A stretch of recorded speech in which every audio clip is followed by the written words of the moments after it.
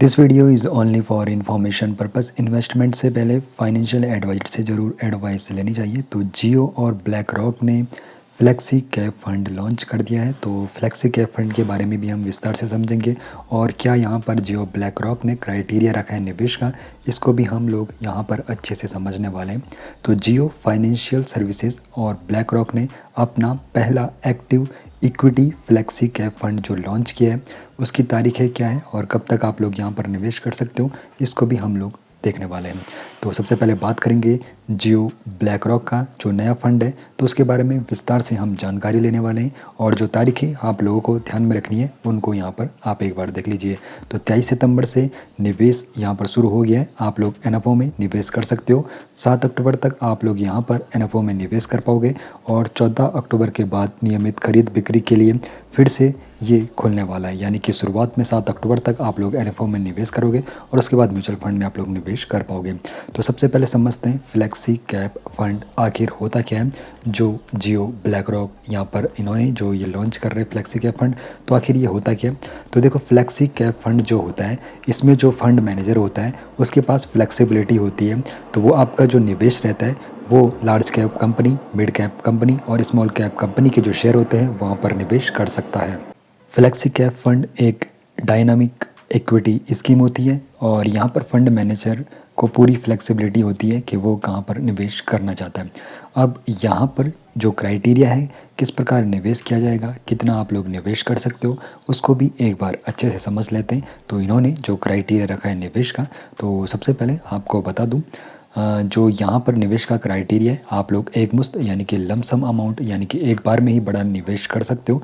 और दूसरा जो यहाँ पर ऑप्शन है एसआईपी यानी कि नियमित अंतराल पर यहाँ पर जो किया जाने वाला निश्चित निवेश होता है वो एसआईपी होता है। तो लमसम और एसआईपी के जरिए आप लोग यहाँ पर निवेश कर सकते हो। और जो ये म्यूचुअल फंड है इसकी सबसे बड़ी जो खासियत है, आप लोग यहाँ पर मात्र 500 रुपये से निवेश शुरू कर सकते हो। तो यहाँ पर इसके सबसे बड़ी जो आपको फ़ायदा होने वाला है, तो आप लोग यहाँ पर 500 रुपये निवेश कर सकते हो। 500 रुपये की आप लोग एसआईपी इस वाले म्यूचुअल फंड में यहाँ पर स्टार्ट कर सकते हो। बाकी यहाँ पर विशेष जो निवेश की रणनीति है तो उसके बारे में भी समझने वाले हैं, किस प्रकार टेक्नोलॉजी का उपयोग यहाँ पर किया जाने वाला है जियो और ब्लैक रॉक्स के जरिए। तो यहाँ पर उसको पहले समझते हैं। तो देखो, टेक्नोलॉजी और साथ ही साथ यहाँ पर एक्सपीरियंस जो फंड मैनेजर है वो यहाँ पर काम करने वाले हैं। तो बिग डेटा और मशीन लर्निंग का यहाँ पर उपयोग होने वाला है ब्लैक रॉक के सिग्नल रिसर्च स्कोर पर जो आधारित रहेगा और अलाउद्दीन प्लेटफॉर्म के द्वारा यहाँ पर ये रिसर्च की जाने वाली है। तो एक प्रकार से आप लोग समझ लीजिए यहाँ पे टेक्नोलॉजी और एक्सपीरियंस फंड मैनेजर इस वाले फ़ंड को मैनेज करने वाले हैं, जो कि काफ़ी बड़ी बात रहने वाली है। और यहाँ पर एक और बात आपको बता दूँ, जो फंड मैनेजर होंगे तो यहाँ पर तन्वी और साहिल चौधरी इस फंड को मैनेज करने वाले हैं। ये बेंचमार्क मान के चलेगा निफ्टी 500 इंडेक्स को और यहाँ पर आपको कोई भी एग्जिट लोड नहीं लगने वाला है। बाकी यहाँ पर जो प्लान रहेगा सिर्फ डायरेक्ट ग्रोथ ऑप्शन आपको ये प्लान मिलने वाला है। और आपको और कुछ और जानकारी इसके बारे में तो मैंने ये सारी प्रोवाइड करा दी है, लेकिन फ्लेक्सी कैप आप लोगों के लिए खास क्यों रहने वाला है इसके बारे में समझ लेते हैं। तो पोर्टफोलियो में इसकी क्या भूमिका रहने वाली है तो ये भी हम यहाँ पर समझने वाले हैं। तो देखो, जो यहाँ पर फ्लेक्सी कैप फंड है जिसमें जो फंड मैनेजर होगा 75% जो आप लोग निवेश करोगे वो इक्विटी यानी कि शेयर मार्केट में निवेश करेगा। उसके बाद डेट और यहाँ पर मनी मार्केट में निवेश किया जाएगा 20% और बाकी का 5% निवेश होगा रिट्स में। तो पोर्टफोलियो में इसकी क्या भूमिका रहने वाली है, तो किसी भी पोर्टफोलियो के लिए कोर होल्डिंग माना जाता है। तो लंबी अवधि में धन निर्माण के लिए उपयुक्त रहता है और अनुशासित निवेश के लिए एसआईपी का आप लोग यहाँ पर सहारा ले सकते हो। बाकी एक मुश्त निवेश के लिए एसटीपी एक बेहतर विकल्प हो सकता है। तो यहाँ पर आपको पूरी यहाँ पर स्टेबिलिटी मिलेगी और डाइवर्सिफिकेशन मिलेगा। तो ये आपके पोर्टफोलियो में इसकी भूमिका रहने वाली है। तो अब यहाँ पर पूरा अच्छे से सारांश देख लेते हैं।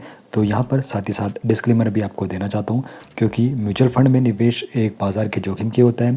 तो म्यूचुअल फंड बाज़ार के जोखिमों के अधीन होता है, जिसकी वजह से आप लोगों को यहाँ पर निवेश से पहले फाइनेंशियल एडवाइज़र से ज़रूर एडवाइस लेनी चाहिए और तभी आप लोगों को निवेश करना चाहिए।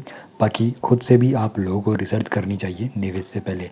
अब एक सवाल सभी के लिए, तो क्या टेक्नोलॉजी निवेश करने के तरीक़ों को पूरी तरह बदल देगी, क्योंकि जियो और ब्लैक रॉक्स यहाँ पर एक्सपीरियंस फंड मैनेजर के साथ साथ एक एडवांस टेक्नोलॉजी का उपयोग करने वाले हैं।